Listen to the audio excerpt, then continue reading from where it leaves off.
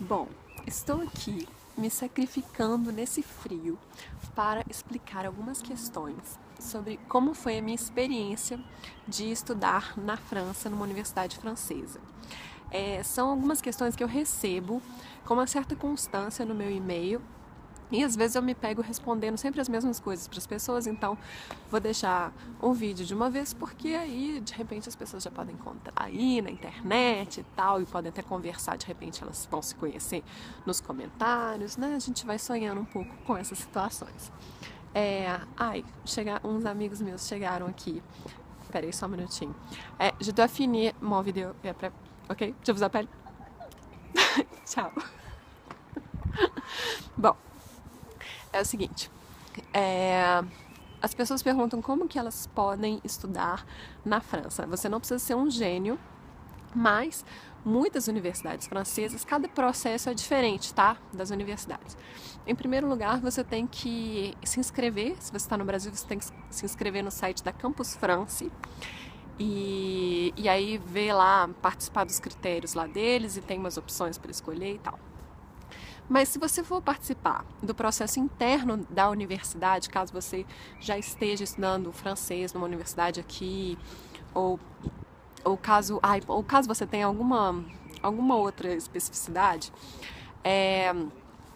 as escolas, de uma forma geral, elas vão pedir o seu currículo de notas, o seu nível de francês e aí, para tirar o visto, que isso faz parte do processo da Campus France, eu espero que esse vento não esteja atrapalhando meu áudio, você tem que provar mais ou menos que você tem um tanto de dinheiro para viver por mês aqui na França.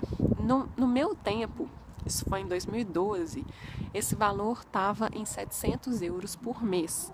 E eles pedem para provar isso por 5 meses. Não sei se já mudaram esses critérios, tá? Pra mim foi assim, ok? Você, estando no Brasil, você se inscreve no site da Campus France. Como eu não entrei no mestrado do Brasil, eu entrei no mestrado daqui, eu me inscrevi no site da Campus France para fazer o curso de francês na universidade. Esse não é um curso universitário, o curso de francês que eu fiz aqui, mas é um curso oferecido pela universidade. Então, você participava do mesmo processo para entrar na universidade. Aí, a partir desse curso, eu me interessei por alguns mestrados que eram oferecidos aqui na universidade e me inscrevi em 2, um de comunicação e um de direito. Não passei no de comunicação, passei no de direito. Num vídeo que eu já fiz agorinha mesmo, eu falei isso também, mas menos explicadinho.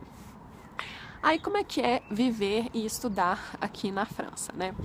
As pessoas me perguntam, mas dá para viver, por exemplo, com 500 euros por mês? Você teve bolsa? Não, não tive bolsa.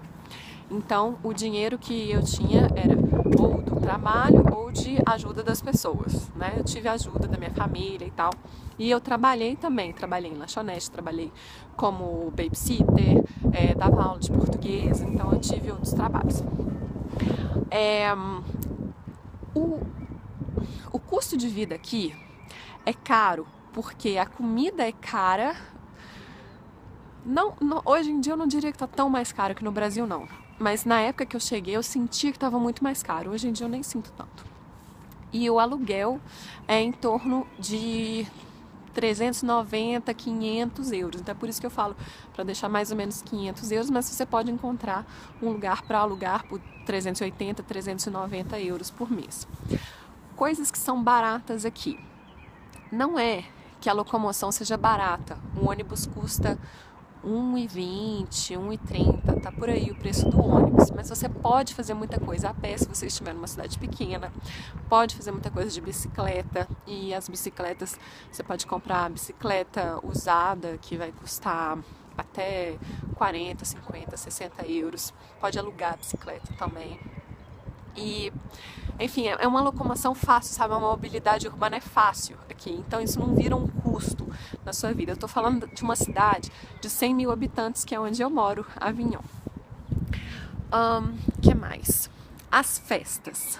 Aqui a gente até faz muita festa, e quando a gente faz festa, não é aquelas festas assim que você tem que pagar para entrar e tal. Isso é muito raro, que a gente vá em uma festa que tenha que pagar para entrar, em boate e tal, não.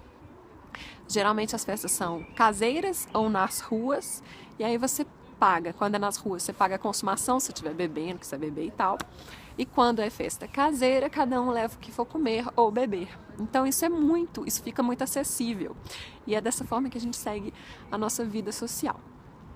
Como é que funcionam as provas aqui na Universidade de Avignon? Isso foi uma coisa que eu achei muito complicado, assim.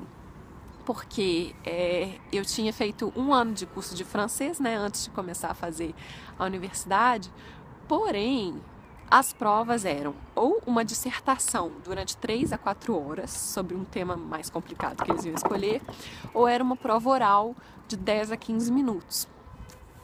E eu não sei o que era mais difícil para mim. Se era a dissertação de 3 a 4 horas, que passava em 5 minutos, eu nunca vi o tempo passar tão rápido, ou se era a prova oral de 10 a 15 minutos, que demorava 2 horas, assim, porque eu nunca vi o tempo passar tão lentamente quanto quando você está fazendo uma prova oral. Tive algumas experiências bem difíceis em prova oral e em prova escrita, principalmente por esse conflito cultural, sabe? Porque, por exemplo, no Brasil, eu tinha a impressão que se você estudava e entendia a matéria, aquilo era o suficiente para você fazer a prova. Eu tinha a impressão, não, aquilo era suficiente para você fazer a prova. Porém, aqui, nas universidades aqui, eles dão um grande valor para quando você memoriza data, número de lei, nome e sobrenome da pessoa, essas coisas que eu não dava tanta importância assim. Hoje eu já dou uma importância relativa, de saber épocas e tal, mas não a data específica. Pois eles queriam datas específicas. E numa prova oral, uma mulher me perguntou uma data específica e eu falei assim, mas eu só estudei para entender a questão, não sei a data específica, eu sei mais ou menos a época, mas eu não sei a data. Aí ela, não, então pode levantar e pode ir embora. E eu fiquei muito chateada nesse dia, porque era uma prova que eu tinha estudado bastante, que eu considerava que tinha estudado bastante, só que eu não sabia que tinha que estudar desta forma, né? Então eu tinha outras formas de estudar. Então se você vier para cá, procura saber com seus colegas se aqui, ou na escola que você for, né, na universidade que você for, se eles têm esse hábito de pedir essa memorização, esse par cœur, que chama em francês. Par cœur é pelo coração, que tem muito a ver com a palavra decorar, né? E depois das provas, você não recebe, em geral você não recebe as notas, só recebe as notas no final, quando você já terminou tudo. Então você não sabe se você está aprendendo ou se você aprendeu errado, se você está fazendo tudo errado. Então essa questão me deixou muito insegura em relação a meu desempenho na faculdade. Tanto é que na época eu nem gostava de comunicar para as pessoas que eu estava fazendo mestrado e tal, porque eu falei assim, não sei se vai dar certo, não sei como é que tá essa questão aqui, né? Aí eu lembro que eu pedi uma reunião com um diretor, um coordenador do curso, para ele me explicar, gente, eu não tô entendendo o que vocês querem de mim, o que eu posso oferecer e tal, não sei, eu tô me sentindo uma criança aqui, meio sem saber, assim, o que eu faço. Esse cara, ele foi super gentil, ele até me falou que a universidade tinha um site que colocava a matéria nesse site e tal, porque a gente tem que anotar tudo que o professor fala, e não é comum as pessoas interromperem o professor para falar assim, professor, eu não entendi isso, professor, você pode explicar isso, e naquele caso, como é que faria? Não é comum esse tipo de questão, então geralmente o professor fala e você escuta, e você não faz muita pergunta. Também temos muitos professores que faltam e não avisam que vão faltar, e aí a gente chega aqui no frio, às vezes o povo vem de muito longe, e aí fica esperando, fica plantado lá, até chegar o faxineiro e falar que não vai ter aula. Então, são coisas muito diferentes, sabe? A gente não está acostumado, eu pelo menos não estava acostumada dessa forma. E aí mesmo eles faltando, teve uma professora que só deu 2 aulas, do curso inteiro dela, do semestre inteiro, ela só deu 2 aulas, e ela era muito brava, e ela era muito exigente na prova, e eu fiquei pensando assim, gente, mas como assim que ela pode se achar no direito de cobrar tanto se ela não deu nada? Mas ela, sim, ela se colocava nesse direito de cobrar muito sem ter dado muita coisa. Já outros professores eram ótimos, eles inspiravam a gente, Gostei muito de uma professora que me deu direitos autorais, ela me ensinou muita coisa e, enfim, uma pessoa que inspira, sabe? Você tem vontade de ser igual a ela. O que mais que eu posso falar? Sobre, os cursos não têm horários e eles mudam o tempo todo. Então, assim, eu comecei a trabalhar numa lanchonete até aqui do lado e eu tive que parar porque o curso toda hora mudava de horário, então não tinha horário para trabalhar na lanchonete. A lanchonete não funcionava de noite, que era a única hora que eu sabia que eu não ia ter curso.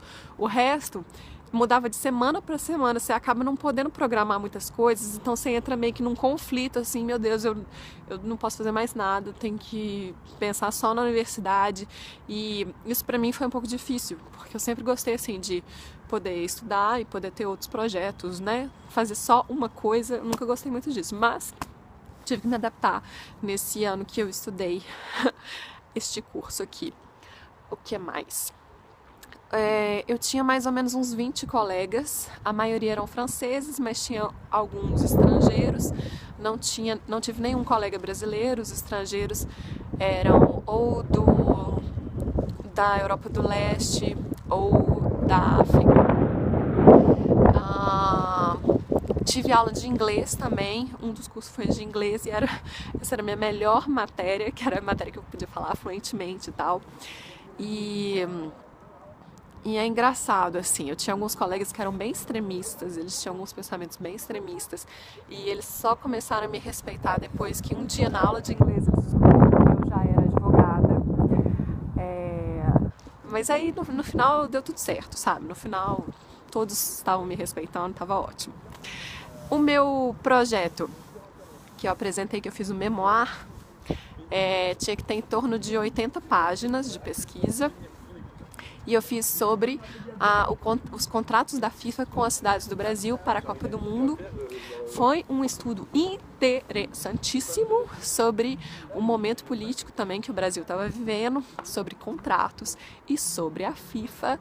E calhou da minha defesa cair bem na época da Copa do Mundo no Brasil. Então foi maravilhoso, depois eu dei entrevista para a rádio, dei entrevista para o jornal, foi maravilhoso, os professores adoraram, deu tudo certo, eu tirei uma ótima nota e ficou tudo bem no final. Mas até chegar nesse processo foi bem doloroso. Para entrar também eles pediram meu nível de francês e nos requisitos para o curso pedia nível de francês C1.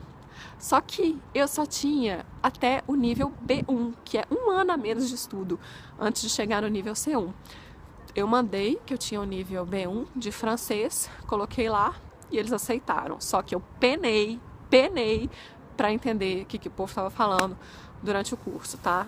Então, quanto mais francês você tiver, melhor. Se não, você venha, se você tiver essa oportunidade, né? Se você tiver esse privilégio, que é realmente um privilégio, de vir e estudar francês antes, venha e estude francês antes. Porque a gente aprende muito nessa imersão aqui, só de estar aqui. Gente, muito obrigada. Espero que tenha respondido diversas questões sobre essa universidade, sobre a vida na universidade. Algumas coisas são gerais e outras são específicas dessa universidade mesmo. E boa sorte para você que quiser estudar fora.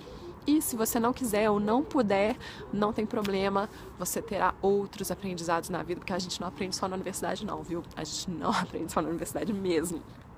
Um abraço e até a próxima. A gente se vê de novo o mais rápido possível.